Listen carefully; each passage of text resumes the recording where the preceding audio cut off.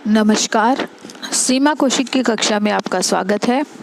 आज की हिंदी कक्षा में हम पढ़ेंगे कक्षा 11वीं से आरोह की पुस्तक से कविता घर की याद, जिसके कवि हैं भवानी प्रसाद मिश्र जी।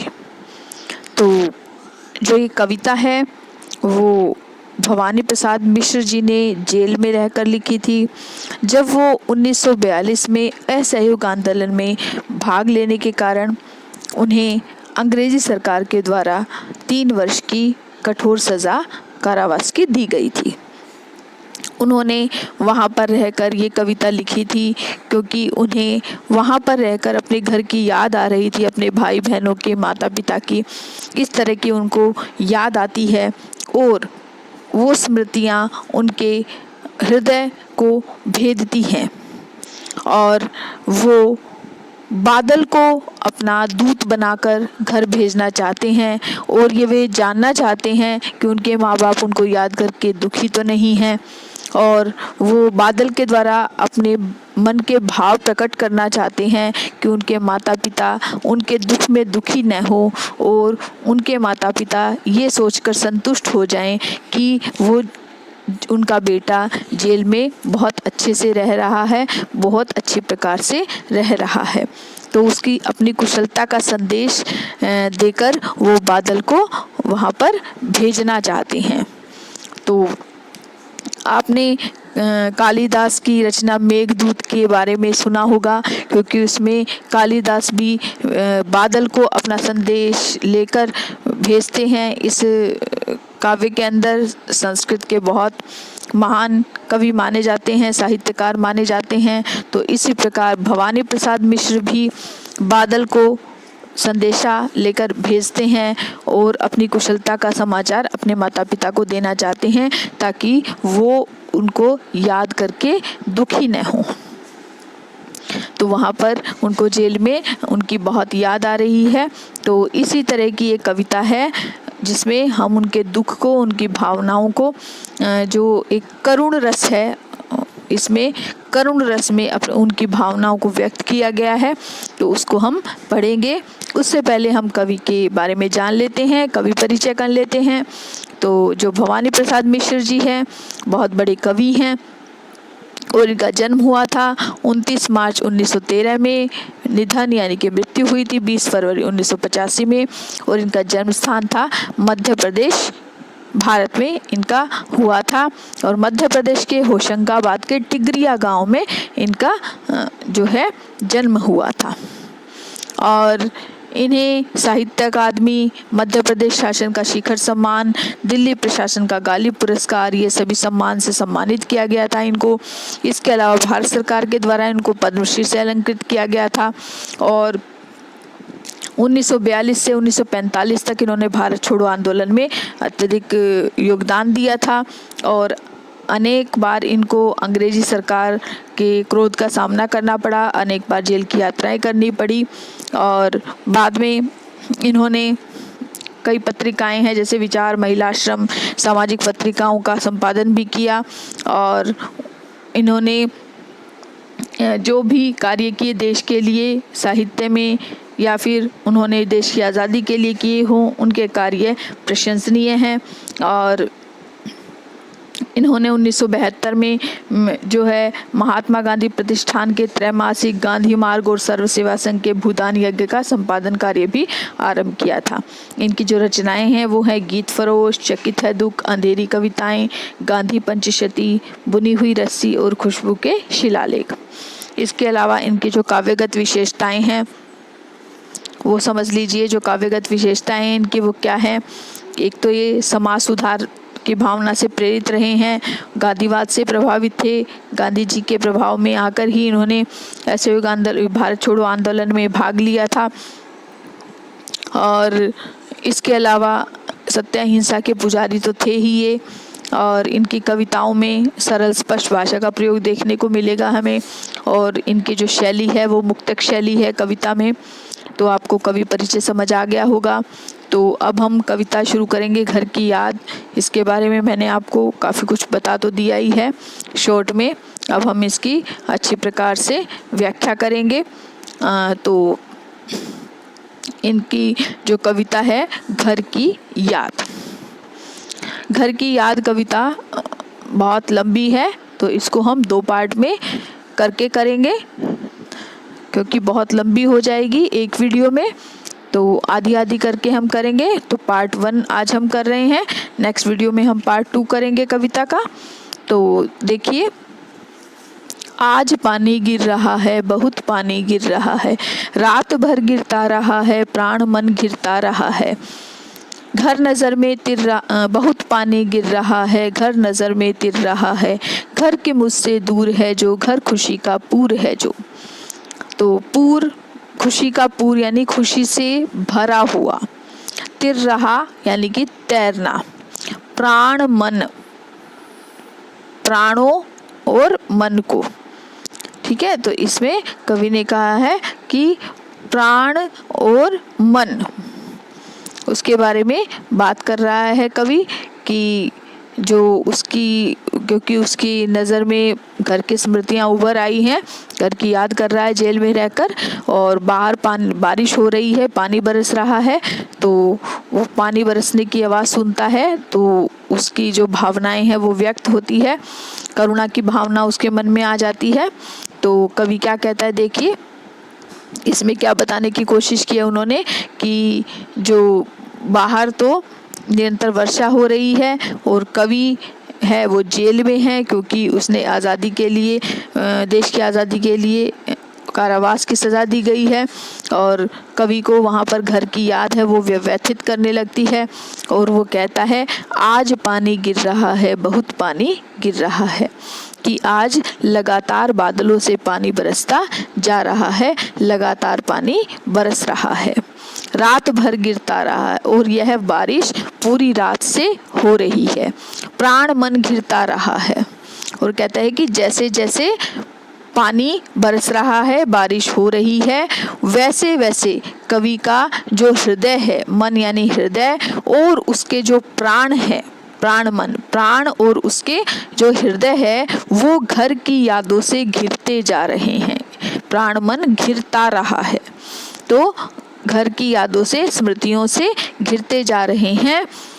बहुत पानी गिर रहा है, घर नज़र में तिर रहा है, और इस इतनी तेज़ बारिश में, इतने घनघोर वर्षा में जो कवि है उसकी आँखों में उसका घर तैर आया है, यानी उसे अपने घर की यादें आ रही जो है वो उसको भावुक कर रही हैं, घर की स्मृतियाँ उसकी आँखों में उभर आई हैं। घर के मुझसे दूर है जो, घर खुशी का पूर है जो, ऐसा घर जो कवि से बहुत दूर है। क्यों दूर है? क्योंकि कवि जेल में है, और जिस घर में, जो घर खुशी का पूर कहलाता है, यानी कि उस घर में सारी दुनिया की खुशियाँ समाई हुई है, यानी कवि के लिए उसका घर ही सब कुछ है, तो उस घर में इतनी खुशियाँ समाई हुई है, तो कवि कहता है कि आज वही घर इस बारिश में उसे याद आ रहा है। आगे है, घर में 4 भाई, मायके में बहन आई बाप के घर, हाय रे परिताप के घर। घर में सब जुड़े हैं, सबके इतने कब जुड़े हैं, 4 भाई 4 बहनें, भुजा भाई प्यार बहनें। तो कवि क्या कह रहा है इसमें कि वो जेल में बैठकर उसे घर की याद आती है, अपने भाई बहनों की याद आती है, वो उनको याद करते हुए कहता है घर में 4 भाई, कि कवि के अलावा घर में उसके 4 भाई और भी हैं। कहता है कि घर में मेरे 4 भाई हैं, यानी वो अपने रिश्तेदारों की, परिजनों की स्मृति उसकी आंखों में उभर आती है। मायके में बहन आई, कवि कहता है कि घर में उसके 4 भाई हैं और उसकी जो बहनें हैं वो अपने मायके में अपनी खुशियाँ, घर में खुशियाँ बांटने आई होंगी।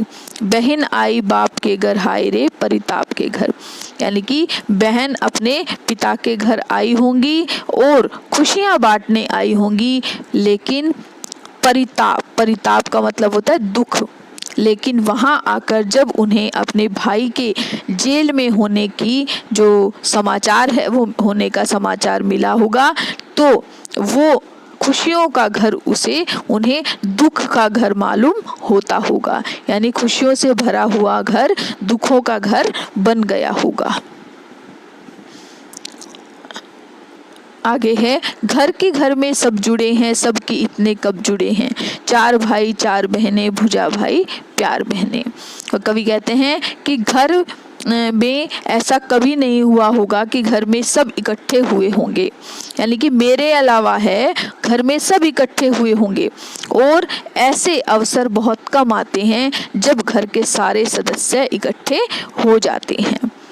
4 भाई हैं और 4 बहनें हैं, सब मिलकर बैठ गए होंगे और बातें कर रहे होंगे।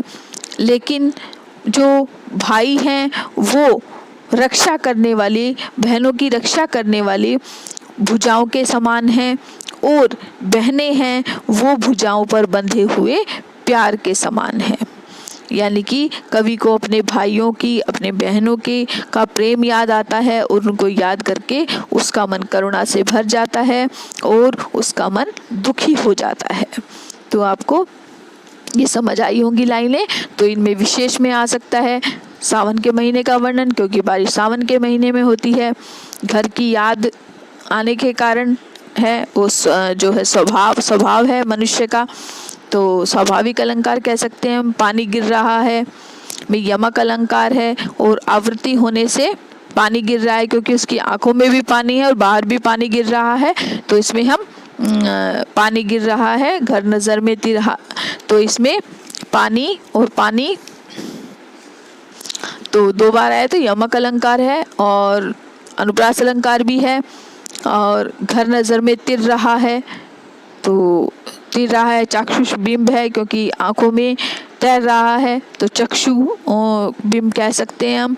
खड़ी बोली है, भुजा भाई में उपमा अनुप्रास अलंकार है, और प्रश्न शैली का सुंदर प्रयोग है, और संयुक्त परिवार का आदर्श उदाहरण है। तो ये आपको समझ आ गए होंगे पैराग्राफ। आगे देखिए, और माँ बिन पढ़ी मेरी, मोरी नहीं है यहाँ पर, मेरी दुख में वह गड़ी मेरी, माँ के जिसकी गोद में सिर रख लिया तो दुख नहीं फिर। माँ के जिसकी स्नेह धारा का यहाँ तक भी पसारा, उसे लिखना नहीं आता जो कि उसका पत्र आता। तो इसमें लेखक अपनी माँ की याद कर रहा है, और माँ को याद करते हुए उसकी माँ का चेहरा उसके आँखों में तैर जाता है, आँखों के सामने आ जाता है, और वो व्यथित हो जाता है। और कवि कहता है, और माँ बिन पढ़ी मेरी, कहता है मेरी माँ पढ़ी लिखी नहीं है, अर्थात वह अनपढ़ है, उसे पढ़ना लिखना नहीं आता। दुख में वह गड़ी मेरी, गड़ी यानी कि दुख में जो होता है उसे दुखों ने ही बनाया है। दुख में वह गड़ी मेरी, कि दुखों में बनाना, यानी कि दुखों ने ही उसको बनाया है, क्योंकि उसकी जो कवि की माँ है वो उसने बहुत दुख उठाए हैं, तो ऐसा लगता है कि दुखों ने ही उसे बनाया है। तो वो कहते हैं कि मेरी माँ अनपढ़ है, उसे पढ़ना लिखना नहीं आता, और ऐसा लगता है जैसे दुखों ने ही उसे बनाया है। अर्थात मेरी माँ के जीवन में बहुत दुख हैं, आए हैं, उसने बहुत दुख उठाए हैं। माँ के जिसकी गोद में सिर रख लिया तो दुख नहीं फिर। वो अपनी माँ को याद करते हुए कहता है कि मेरी माँ ऐसी है जिसकी गोद में अगर सिर रख लिया जाए तो फिर किसी प्रकार के दुख का अनुभव नहीं होता, आभास नहीं होता, सारे दुख चले जाते हैं। अर्थात जो कवि है, कवि को जो अपनी माँ की गोद है वो सुखद, माँ की गोद में सुखद अनुभव होता है, खुशी मिलती है। माँ की जिसकी स्नेह धारा का यहाँ तक भी पसारा, उसे लिखना नहीं आता जो कि उसका पत्र आता। कवि कहता है कि माँ की जो स्नेह धारा यानी प्रेम की धारा, प्रेम रूपी धारा, कि माँ की जो प्रेम रूपी धारा है, पसारा यानी कि विस्तार, उसका जो विस्तार है कवि को जेल में भी अनुभव होता है। माँ के प्रेम रूपी जो धारा है उसका विस्तार कवि की जेल तक फैला हुआ है। अर्थात कवि को जेल में भी अपने माँ के स्नेह का, प्यार का आभास होता है, और उसे ऐसा लगता है कि माँ उसे प्यार कर रही है, उसे आशीर्वाद दे रही है। उसे लिखना नहीं आता जो कि उसका पत्र आता। कवि कहता है कि माँ अनपढ़ है, पढ़ी लिखी नहीं है, इसलिए उसे लिखना नहीं आता, इसी कारण मैं मेरी माँ के पत्र प्राप्त नहीं कर सकता। यानी मेरी माँ के पत्र तो नहीं आ रहे, लेकिन कवि को पता है कि उसकी माँ उसे बहुत याद कर रही है, उसकी याद में वो दुखी हो रही है और उसका आशीर्वाद उसके साथ हमेशा है। आगे देखिए, अब अगले पैराग्राफ में पिता को याद कर रहे हैं कवि। पिताजी जिनको बुढ़ापा एक क्षण भी नहीं व्यापा, जो अभी भी दौड़ जाएं, जो अभी भी खिलखिलाएं, मौत के आगे न हिचके, शर के आगे न भिचके। शेर, शर नहीं है यहाँ पर, शेर के आगे न बिचके, बोल में बादल गरजता, काम में झंझा लरजता। यहाँ पर झज लिखा हुआ है तो यहाँ पर झंझा आएगा, और ऊपर जो थोड़ा गलत लिखा हुआ है शेर आएगा यहाँ पर। तो इसमें कवि ने अपने पिता के व्यक्तित्व के बारे में बताया है कि वो कैसे हैं। तो कवि की आंखों में अपने पिता की स्मृतियाँ हैं, वो उभर आती हैं। उनके बारे में वर्णन करते हुए कहते हैं, पिता को याद करते हुए कहते हैं कि जो कवि पिता है जिनको बुढ़ापा एक क्षण भी नहीं व्यापा। यानी कि क्षण मतलब पल, व्यापा मतलब व्याप्त होना या भीतर से महसूस होना। इसमें हिचके आया है, हिचके मतलब संकोच करना या भयभीत होना, बिचके मतलब डरे, और झंझा यानी तूफान, लरसता यानी कांपता। पिता को याद करते हुए कहते हैं कवि कि उसके जो पिता हैं वो युवाओं की तरह है, जैसे जवान लोग होते हैं उनकी तरह है। यानी कि एक क्षण के लिए भी उनको बुढ़ापे का अनुभव नहीं हुआ। आज भी उनके पिता युवाओं की तरह लगते हैं, यानी कि उनके अंदर युवाओं की जैसी शक्ति विद्यमान है। जो अभी भी दौड़ जाए, जो अभी भी खिलखिलाएं, यानी कि उनमें इतनी शक्ति है, स्फूर्ति है, कि इतने बलशाली है जो आज भी दौड़ लगा सकते हैं और युवकों की तरह खिलखिलाकर हंस सकते हैं। मौत के आगे न हिचके, शेर के आगे न बिचके। और कवि कहते हैं कि उनके पिता इतने निडर हैं कि वे मौत के सामने आ जाने पर भी नहीं डरते, भयभीत नहीं होते, और शेर भी अगर उनके आगे आ जाए तो वो डरने वाले नहीं हैं। बोल में बादल गरजता, काम में झंझा लरजता। और उनकी आवाज़ ऐसी है कि बादलों की गरज के समान उनकी आवाज़ है, और वो काम करने में इतने गतिशील है कि वो आंधी तूफान की तरह बड़ी तेज़ी से, तीव्रता से काम करते हैं, और उनके काम में आने वाली जो बाधाएं हैं उनसे वो विचलित नहीं होते। तो आपको ये अच्छे प्रकार से समझ आ गया होगा। इसके विशेष में देखिए, माँ और पिता के जो स्नेह है, प्यार है, पिता का साहस है, उसका स्वाभाविक चित्रण किया है कवि ने।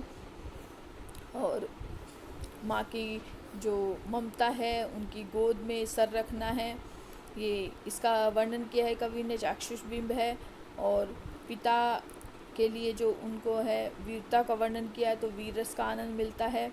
और अभी भी, तो यहाँ पर अनुप्रास अलंकार है। बोल में बादल गरजता, काम में झंझाला रसता, यहाँ पर उपमा अलंकार है, खड़ी बोली है, और भाषा सहज और सरल है।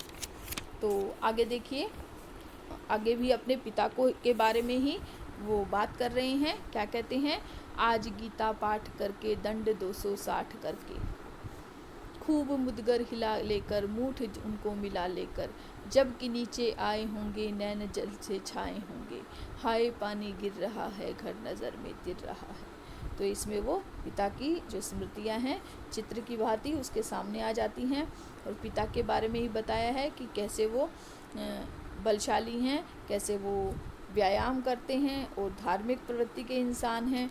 ये सब बता रहा है कवि इसमें। क्या कहता है, आज गीता पाठ करके दंड 260 करके। दंड मतलब वो दंड बैठक जो की जाती है, एक प्रकार का व्यायाम होता है। मुग्दर जो व्यायाम में मुग्दर होता है हिलाने के लिए, वो घुमाकर एक मोटा डंडा सा होता है, एक तरफ से पतला और एक तरफ से मोटा होता है। तो पतला होकर वो मोटा होता चला जाता है दूसरी तरफ से, तो उसको पकड़कर उसको घुमाया जाता है। तो वो व्यायाम करने का एक साधन है और उसी के बारे में बात कर रहा है कवि। तो कवि अपने पिता के बारे में बताते हुए कहता है कि आज जब उन्होंने सुबह अपने नियम के अनुसार, जैसे वो सुबह उठते हैं तो गीता का पाठ करते थे, तो आज भी उन्होंने गीता का पाठ किया होगा और दंड 260 करके, और उसके पश्चात उन्होंने 260 दंड बैठक लगाई होगी, खूब मुकद्दर हिला लेकर, मूठ उनकी मिला लेकर, और उन्होंने मुट्ठी में मुकद्दरों को पकड़कर हिलाकर खूब व्यायाम किया होगा। यानी कि वो कहते हैं कि उनके पिता धार्मिक प्रवृत्ति के हैं, तो आज उन्होंने गीता का पाठ किया होगा, उसके बाद उन्होंने 260 दंड बैठक लगाई होंगी और खूब अपने हाथों के मुट्ठी में मुकद्दर को पकड़कर खूब हिलाकर व्यायाम किया होगा। और जब ये नित्य क्रिया करने के बाद जब कि नीचे आए होंगे, जब वो नीचे आए होंगे तो नैन जल से छाए होंगे, उनकी आंखों में आंसू होंगे, क्योंकि वो मुझे याद कर रहे होंगे और मुझे याद करके ही उनकी आंखों में आंसू आ गए होंगे। हाय पानी गिर रहा है, घर नज़र में तिर रहा है। तो अन्य जो वो कहते हैं जब नैन जल से छाए होंगे, तो वो कहते हैं कि जब वो नीचे आए होंगे तो जो दूसरे भाई बहन हैं वो उनके बारे में बात कर रहा है कवि। वो कहता है हाय पानी गिर रहा है, घर नज़र में तिर रहा है। कवि कहता है कि पानी लगातार गिर रहा है और इस गिरते हुए बारिश में मुझे घर की बहुत याद आ रही है। यानी कवि को की आंखों में घर तिर गया है। 4 भाई 4 बहनें, भुजा भाई प्यार बहनें, खेलते या खड़े होंगे, नज़र उनकी पड़े होंगे। यानी कि वो कहते हैं कि चार भाई और 4 बहनें, भाई है वो भुजाओं के समान हैं और बहनें उनकी जो है भाई प्यार बहनें, भुजा भाई प्यार बहनें, वही लाइनें आ गई हैं यहाँ पर। वो कहते हैं कि भाई है भुजाओं के समान है और बहनें भुजाओं पर बंधे प्यार के समान है। और जब पिता नीचे आए होंगे तो उनकी नज़र चारों भाई और चारों बहनों पर पड़ी होगी और उनको जब देखा होगा, जब उनकी नज़र उन पर पड़ी होगी तो वो भी दुखी होंगे और उनको ऐसा लगा होगा कि मेरा एक बेटा कहाँ गया, वो तो जेल में है। उनको देखकर वो और भी भावुक हो गए होंगे। पिताजी जिनको बुढ़ापा एक क्षण भी नहीं व्यापा, रो पड़े होंगे बराबर 5वें का नाम लेकर। और ऐसे पिता जिनको एक क्षण भर के लिए भी बुढ़ापे का आभास नहीं होता, आज भी वो युवाओं को टक्कर देते हैं, युवाओं के समान उनमें उत्साह है, शक्ति है। लेकिन जब उन्होंने 4 भाई और 4 बहनों को खड़े हुए देखा होगा तो उन्हें अपने 5वें पुत्र की याद आ गई होगी और मुझे 5वें का नाम लेकर 5वें को याद करते हुए उनका हृदय व्यथित हुआ होगा और उनकी आंखों में आंसू आ गए होंगे। तो पैराग्राफ आपको समझ आ गया होगा। तो इसमें पिता का जो शरीर, स्वस्थ शरीर है, संस्कारी रूप है, उसका वर्णन किया है कवि ने। दृश्य बिंब है, संयुक्त परिवार का आदर्श रूप, भाषा सहज सरल, भुजा भाई में उपमान उपरास, खड़ी बोली, शांत रस और मुक्तक छंद है। हम इसमें करुण रस भी कह सकते हैं क्योंकि करुण रस तो है ही पूरी कविता में, तो ये भी आप कर सकते हैं। तो आज इतनी कविता पढ़ी हमने, जो बाकी की कविता रह गई है उसको हम अपने अगले वीडियो के अंदर हम उसको पढ़ेंगे।